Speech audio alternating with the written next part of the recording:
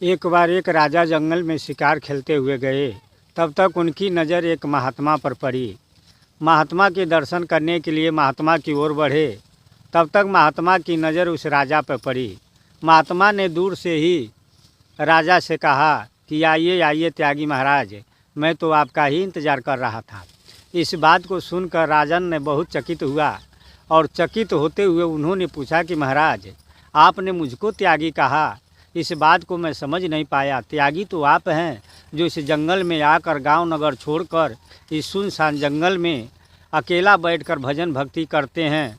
कभी काल कोई आ जाता होगा तो आ जाता होगा, फिर भी आपने मुझको त्यागी कहा।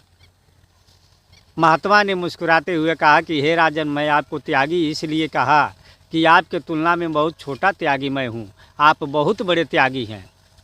राजन ने कहा कि इस बात को मैं समझ नहीं पाया। महात्मा ने कहा कि मैं उस धन के लालच में पड़ा हूँ जो सदियों तक रहती है, जुगन जुगन तक रहता है। जिस आत्म धन के पाने के लिए मैंने जन्म भर प्रयास करता हूँ, उसी के लालसा लगी है, उसी के चक्कर में पड़ा हूँ जो कभी ख़त्म होने वाला नहीं है।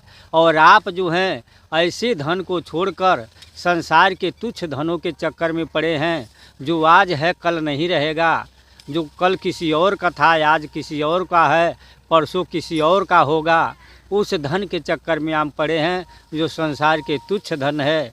तो इसलिए सबसे बड़े त्यागी तो आप हैं। मैं तुच्छ धन संसार के छोड़ा और आपने यह मूल धन अध्यात्म का छोड़ा, आपने अथाह धन छोड़ा, इसलिए आप सबसे बड़े त्यागी हैं। इस बात को सुनकर राजा ने हाथ जोड़ लिया और कहा कि हे महाराज, आप सभी लोगों का वास्तव में कहने की शैली और बात ही निराला होती है। धन्य है महात्मा।